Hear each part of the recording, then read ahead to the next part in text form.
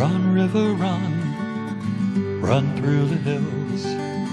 Run, river, run to the sea. Run, river, run to your place beneath the sun. Run, river, run over me. Hi, welcome to Be My Guest. Today we have back for an encore appearance. We have Alex Lee and Peter Lee. Peter is the dad, Alex is his son, and both of them have a great story to tell about hearing loss. They have a company over in Westboro, and it is called Professional Hearing Healthcare Associates. Yes. And this is the second time they've been with us. They're on the radio. Welcome, guys. First of all, what days are you on WCRN, What day now? 8:30 on the AM dial, Yeah. and we're on Wednesdays from 1 to 2 p.m. Okay. But now I hear you also on the weekends, right? Yeah, they've given us an extra time slot. I think it's 3 o'clock on Saturday, Yeah. as long as the UMass football game is not on. Oh, okay. So you're not on Friday anymore? No. Well, until they find someone to fill us, Yeah. they're putting us on Friday. This which is a why- great show. You got to hear it. It's on our Worcester channel, WCRN, 8:30 on the AM dial, and you can hear Alex and Peter actually talking about hearing difficulties. I heard one in particular. First of all, we're going to show you their wonderful sign, and here we go. We had this on before. You told a story about a dear elderly lady who was so chock full of wax. You had to send her to the doctor. Am I right? What Yes, happened? that's correct. What That's happened? correct. So before she came in, actually the senior center called us Yeah. and said, we have this woman, she wants to come in and see you. Sure. And I said, sure. She said she wants to come in to see you about wax. We said, wax? We don't do wax. I mean, we do wax, okay, but that's not our predominant thing. So I said, well, why don't you go to her doctor? She said, no, she doesn't want to go to the doctor. She wants to come to see you. I said, okay, come on in. So it's a little tricky even scheduling it with her because she doesn't always hear well Yeah. on the phone. Yeah. And so we had to do this a couple of times, especially because the senior center is responsible for picking her up and dropping her off. Okay. So there's coordination between our office, the senior center, and her. It's in Westboro. All right. Yeah. Okay. And so when she came in, we just took one look inside, and she was just packed full of wax Yeah. on both ears. And we do take wax, but the way I like to say it is we just do the easy ones. Yeah. So if I can see it, it's out front, and I can get a tool behind it, we'll pull it out. But she was completely occluded, which means it was completely packed. Sure. And it was I touched it, it's very hard. And whenever wax is that hard, it means it's been in there for 6, 9, 12 months, a long time. So we sent her off to see her own physician Sure. to get rid of that. So regarding the mix-up in the dates and times, she shows up one afternoon Yes. at the wrong day, Yep. and I think that day we happened to be out of the office. And there was a lovely note written for you. Yes, it was a lovely note, and answering, and we came in, we checked, and we said, like, What did we do? whatever the date was, I think it was October Yeah. of that day, and she showed up on September of that day. And when she finally came in, and most of that wax had been taken out already. Yeah. Okay, but she still had a little bit. And that's because the way we look at wax and the way your primary care physician looks at wax is two different ways. Yeah. I'll explain that. If the primary care physician looks in and they can see your eardrum, they stop. They say, I can see your eardrum, which means the sound can travel through, and that's fine. Really? Yeah, they don't do anything if they can see your eardrum. That's their protocol. Sure. For us, if we look inside, we see wax, we want to get rid of it. The reason for that is if I don't get rid of it, it ends up on your hearing aid, and now the hearing aid doesn't work, and then we're the persons that get blamed for you gave me a hearing aid that doesn't work. Yeah. So at every opportunity we get, if we see anything there that might interfere with the performance of the hearing aid, Yeah. we'll explain to them, if you like, we can just take it out, and then most of the time, it's, oh, sure, take it out. Yeah. And the nice thing about that is when they come in every 6 months for their follow-up, Yeah. we're able to remove whatever is in their ear so that we can keep the ear canal nice and clear, because if not, it ends up on the hearing. And just the gentleman just showed up today, and that's exactly what happened. We had seen him about maybe 5 months ago, so next month he'll be coming in for 6 months. He said, everything was fine yesterday. Yeah. This morning I wake up, it doesn't work. He came in without an appointment, or I guess he made an appointment, and I was able to take care of him, and that's Sure. what it was. It was just that the tiny opening had just plugged up with wax. And I said to him, I said, we can't do a complete eval on you because there's somebody inside our examination room. So I said, I'm going to get you going And I want you to come back in a couple weeks and we'll go over, look inside, see what the wax situation is inside your ear, and also be able to evaluate the hearing aids. So there's other What'd he things say? that. He said yes. Okay. We'll see you in a couple weeks. Well, I know because I had major ear surgery. I go like every 3 months or so to have, I go to UMass, they don't, gosh, don't let them do the water thing anymore. That's passe, but that can actually push the wax into your ear. They use a tube, and it's a suction, and they suction out the wax for you. Yes, they do that. It's healthy. It's healthier, right? I think. Yeah, the only thing about the vacuum is sometimes it creates a lot of volume. Noise. It's Oh, loud. that is about, yeah, at first I'm like, whoo! Yeah, but if you don't have any hearing that, it doesn't bother you. But for No, the I people, wasn't even wearing that. Right, but you don't have any hearing on Oh, that. no, I don't, nah. Well, Which I is do. why the noise of the vacuum. Can you imagine someone putting a vacuum cleaner up against your ear? Well, I think they did use it in the It ear. wasn't too bad. Okay. I've gotten used to it since the surgery in 2013. I think everyone has a different tolerance for that. Yeah. Because there are some people that are very not happy with that. But I'll tell you, when they used to inject the water to clean out my ears, Yeah. the last time I let them do it, I was spinning. Yeah. Horrible. Everybody has different reactions to these things. Alex, tell us your story. People who didn't hear about it when you found out, you and your dad, your mom, everybody found out that you had a hearing problem. So when I first found out about it, that would have been in first grade, and it was at the vision and hearing screenings at school. Yeah. So it was a long time ago. I don't really remember Not that much long about now. it. You're just a kid. But I remember. Well, they sent a letter home and said, have him checked out. That's what they said. Yeah. Yeah. I actually have an interesting story about that. Do you remember the Truman Show with Jim Carrey? There's a movie, and the main character, who's played by Jim Carrey, he doesn't know it, but his entire life is a movie. Or it's not a movie, it's like a TV reality show. Yeah, it's a reality show. Okay. And Okay. he doesn't know that. Yeah. Everyone around him knows, but he doesn't. And after I saw that movie, Yeah. I was like, oh my gosh, I wonder if I actually have a hearing loss. Yeah. Because everyone around me is telling me, oh, you have a hearing loss, you have a hearing loss. And for me, I was like, how can I know Yeah. myself? Yeah. As I got older, it became more apparent, oh, when I wear my hearing aids, they help me perform a lot better. I don't have to strain, I don't have to focus and concentrate as hard to hear and understand. Were you people. 5 then, Alex, when they finally gave you the hearing aids, or how old were you? What was I? I was in It's like first or second grade. But Yeah. we actually took almost 8 months evaluating him. Wow. Going from like a children's hospital, Yeah. Mass Eye Ear Infirmary. And we just went to, we exhausted every medical option. And I remember saying to the audiologist, once we had gone through everything, they couldn't explain to us what it was. Yeah. Because as a parent of a child that comes up and for no apparent reason he has hearing loss, there's a whole lot of self-doubt as what did we do? What was it, the whole process? Yeah. Once we got over that, then we told the audiologist that we were going to get him hearing aids. And Sure. she said, wow, she said, I mean, it's not like you realized he had a hearing problem. Yeah. Because he could hear. And even the teachers, really, I never realized he had a problem. The difference is that once you get a little bit further away, he doesn't hear you as well and that might not understand what you're saying. Sure. So a perfect example I have is when he's in the second grade, we're playing soccer. And one of the players, either on our team or the opposing team, gets injured. So the coaches on the sideline would say, all players down, and all players just sit down and Yeah.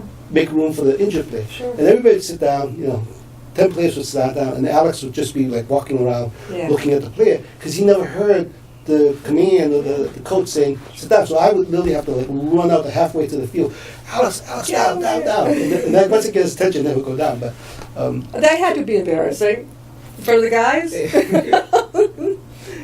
Dad's out there.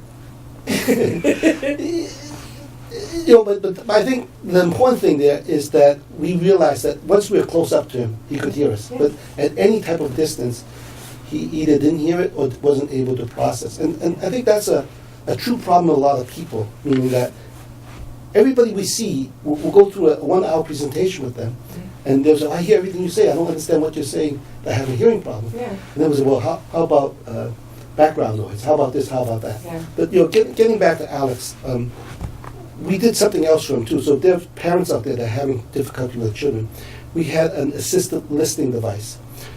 In addition to the hearing aids, they actually put 4 speakers on the 4 corners of the room, and the teacher actually spoke into a mic. So what that allowed the teacher's voice to be was just above the din of the crowd. So no matter where he was in the room, he'll pick up their voice a little bit So better. this happened for you? Yeah, so all through school, Yeah. every grade they set up speakers in the room so that I could hear this teacher. What do the other kids think about this? They liked it. Yeah. It also meant that all the floors were carpeted, so it was a lot quieter in our classrooms.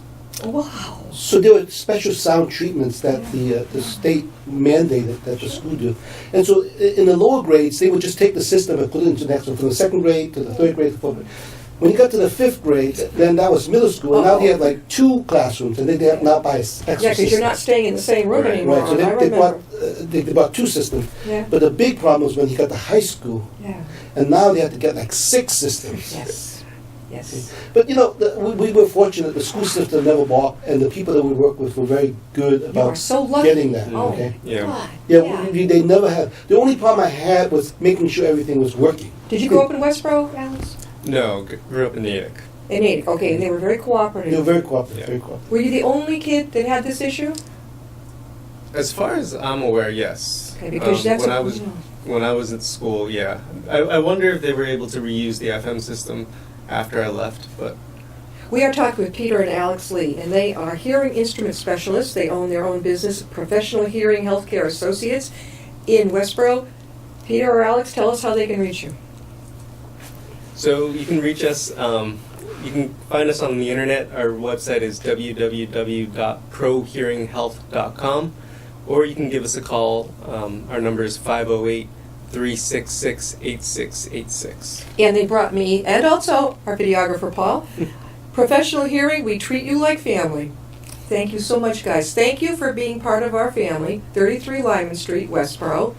Right up the street, guys. You know, if you're watching here in Upton or, you know, locally or whatever, not far to find. And I go to, what's it called? Tatnut Books. If I go past, Bookstore. It's across the street from the bookstore. but isn't the senior housing place attached to it? That's Willows. Yeah. We're like Caddy Corner, maybe. So if I turned left to go to Tatnut, you'd be in a white building on the right, one of the brick buildings? We're in the big brick building on the right before you get to Route 9. So there's the Shell gas station, the Bank of America, and then our building is 33. It's a 4-story glass and brick building set back from the road. There are other, it's a professional building, so there are other like dentists and neurologists, and then we So, okay, so I pass Tatnut and I keep going straight down Lyman, and you're going to be on the left.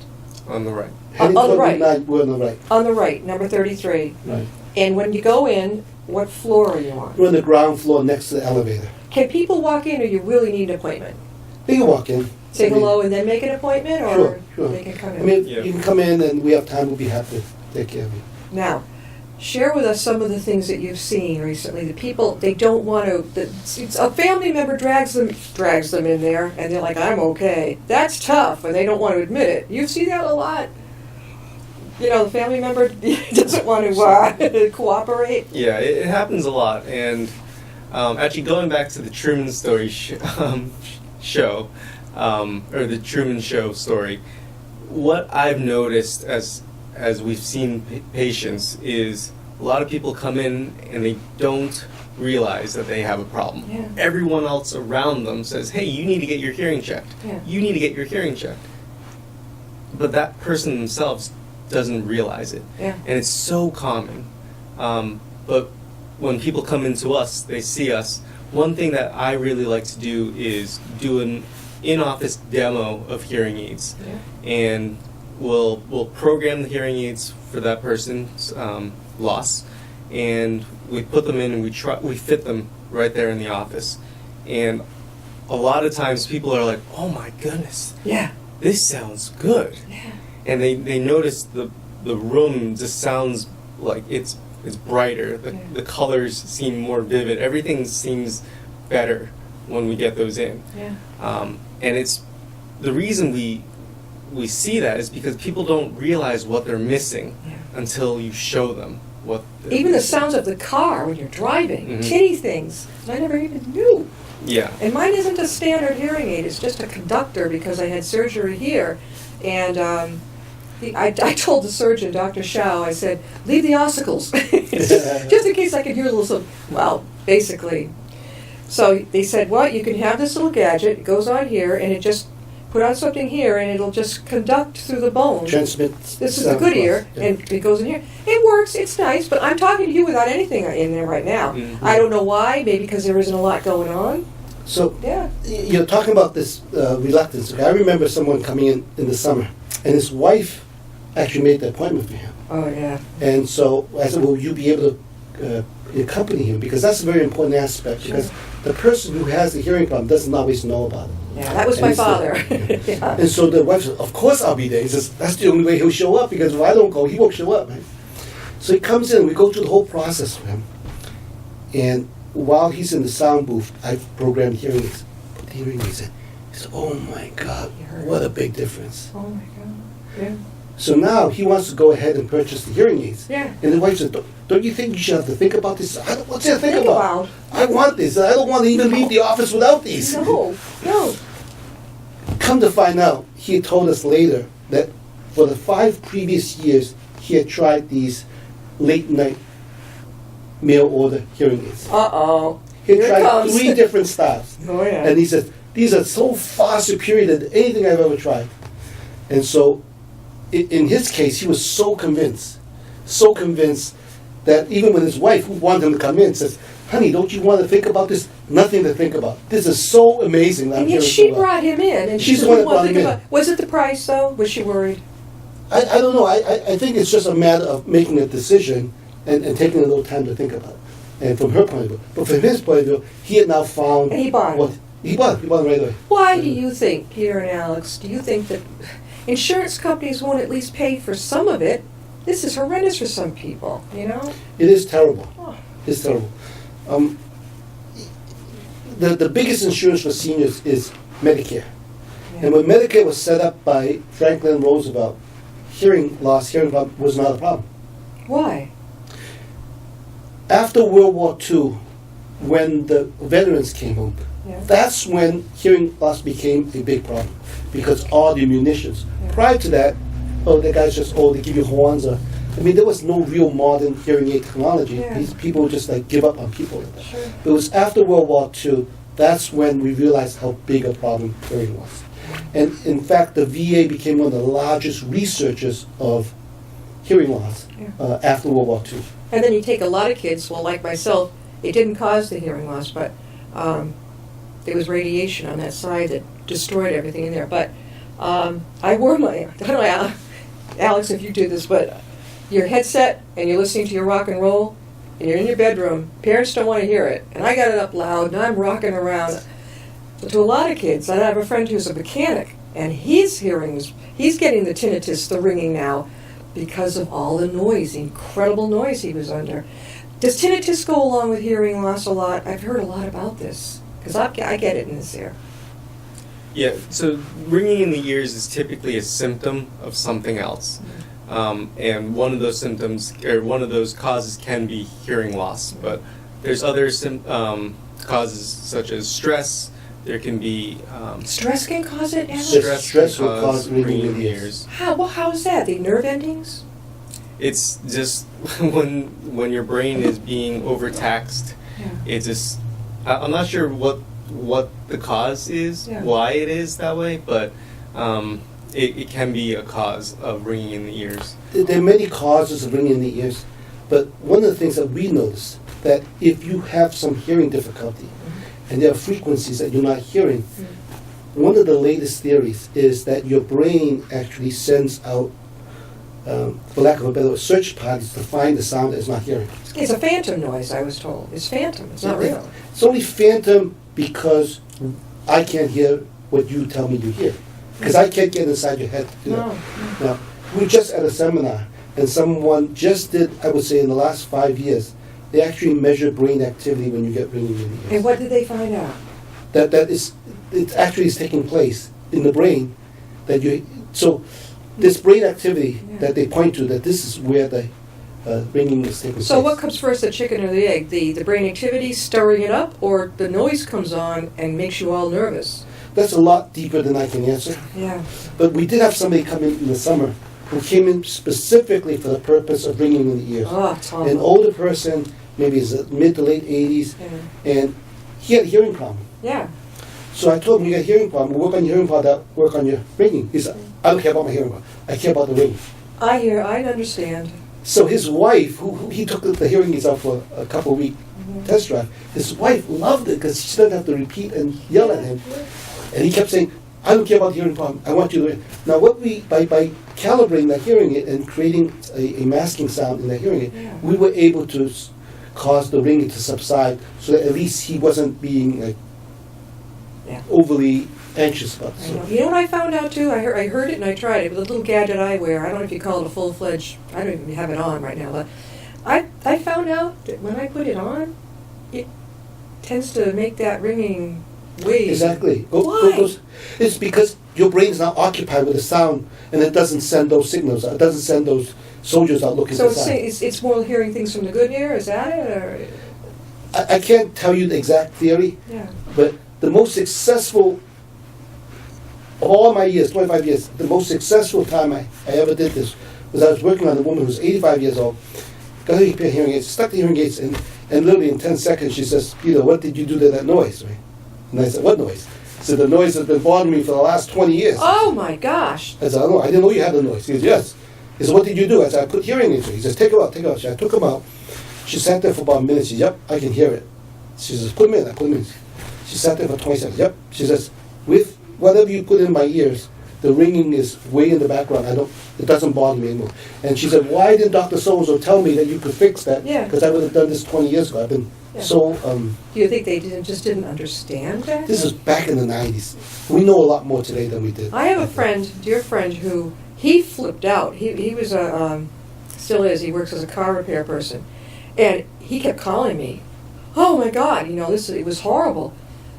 Finally, he was in such stitches. He went to the emergency room. He must have told them he was suicidal. They admitted him, and into the mental health ward. Mm. He wasn't nuts, but they had to try to tell him, you're going to have to learn to adjust to this. They may have given him a tranquilizer or something, but he went through a bad time of it. He was freaked. He'd call me at work, and because I have it too, and I try to assure him, there are tricks you can do. The tricks you can do to play with this thing. Sometimes if I turn my head another way, I don't hear it. Or if I've got something on the TV, I don't hear it. Some people have to have a radio on, right? Right, you can turn the radio, because what you do is you're occupying the brain with another sound, so now it doesn't focus in on that sound. A lot of people tell us that it gets worse at night when it's quiet. That's when it gets worse. Yeah. Peter, again, how can they reach you guys? So you can find us on our website, www.prohearinghealth.com, or you can give us a phone call, 508-366-8686. What hours are you open? We're generally open Monday through Friday. We take appointments from usually 10 in the morning to about 5 or 6. Depending, we'll stay late if need be. Sure. But 33 Lyman Street, right over here in Westboro, okay?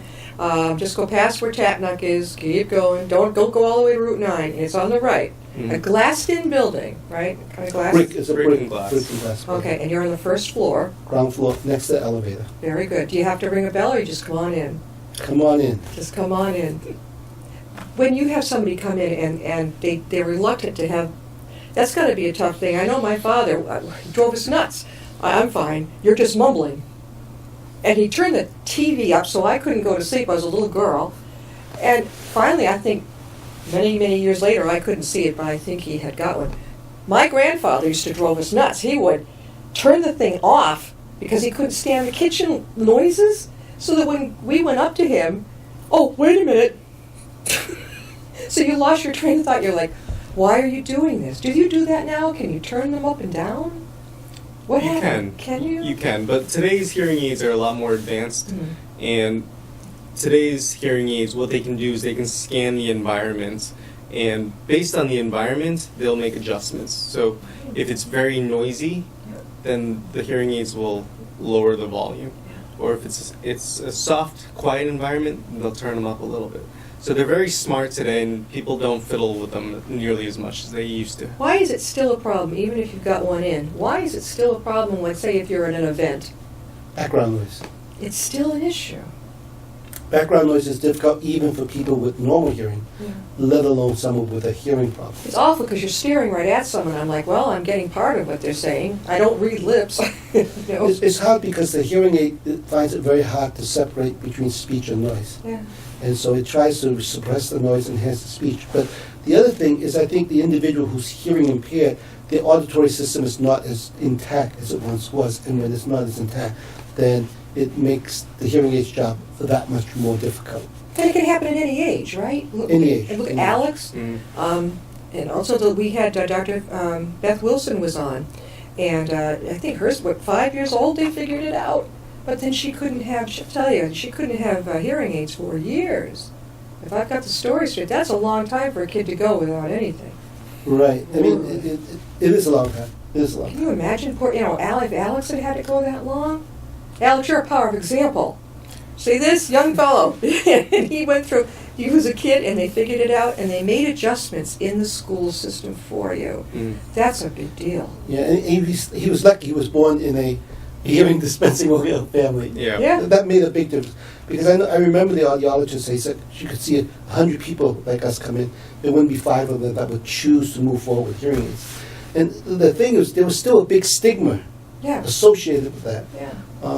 And so, because he could still hear, she was very surprised. She wasn't of the more severe, like, hearing. In fact, I remember going to the school system, and they brought out these hearing aid things, and they were like big wires and things. I said, he's not going to wear anything like that. And so that's when we opted for the 4 speakers, Yeah. and then we fitted them with a pair of hearing aids. Yeah. And that worked fine. Yeah. That worked fine because the teachers all along said that he had a very good focus and attention, Oh, yeah. more so than the other students. Oh, I can tell. Yeah, exactly. And Yeah. so with just by looking at your face, whether you fall, and then they would actually put him in the first row for his Sure. classes. Yeah. So they made accommodations to give him the benefit to overcome his hearing difficulty. Alex, when did you start working with your dad, Peter? So I started being a provider about 5 years ago. Yeah. Growing up, I would help out around the office, but seeing patients and evaluating hearing, treating, and fitting and dispensing hearing aids about 5 years now. That's wonderful, to have both you and your dad there, the 2 different age groups. Because, if you're a parent out there with a young person or whatever, you can go to Peter, you can go to Alex, and if you've got a teenager, maybe you say, well, I'll go see Alex or something, only because they're relating, maybe because they're younger. Like if my son had a hearing problem, I said, you're going to see them both. We're not going to horse race, you're going to meet Dad and you're going to meet Alex too. One more time, we've got to wrap it up. How can they reach you? You can find us on our website, prohearinghealth.com, or you can reach us by phone, 508-366-8686. And you can hear them on WCRN. 8:30, 8:30 on the AM dial on Wednesdays at 1 o'clock. 1 o'clock. It's a good hour show. Oh, the other thing is you can actually get us on the internet now. Oh, Because if you log into WCRN 8:30 a.m., yeah. there's a button there that says Listen Live. You click Listen Live, and then our show will come in through the internet. Okay, It's so really cool. It's really cool. Because sometimes when we're far away, we won't get a good signal. Yeah. So on the internet, you get a good signal because it's all like internet as opposed to radio waves. I want to thank Peter Lee, he's the dad, and Alex Lee is his son, and they are hearing instrument specialists. They run the Professional Hearing Healthcare Associates over in Westboro at 33 Lyman Street. I know I got to stop by. I mean, I'm over there all the time, I always forget. But it's easy to get to, and if you're having a hearing problem, if your child is, anybody in your family, it doesn't matter what age, not anymore, there's no stigma. Go ahead and see them. I highly recommend it. Go see them. They're great guys. A lot of fun. Very smart. Listen to their radio show. Okay, I listen to it. If I'm in that car and I hear, I'm like, whoa! I like listening to it. I'm like, I know those two. Thank you guys. We're going to have them on again. Don't worry about it. We're going to get them back on again. I'd like to see you guys as regulars. I really would. It's such an important thing. And having gone through a hearing problem myself and surgery, it's amazing. It's a whole new world. I wasn't born this way. So, thank you. So Thank you, Gina. You're Thanks welcome. for having us Thank on. you. Thanks for bringing Dad. Okay. We'll see you next time with you, my guest.